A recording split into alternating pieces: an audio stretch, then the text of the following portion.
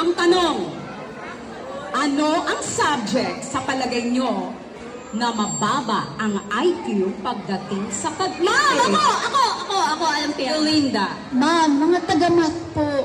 Alam mo kung bakit? Ano ulit? Hindi po sila makamove on kasi lagi nila hinahanap yung value ni X. Anong subject na?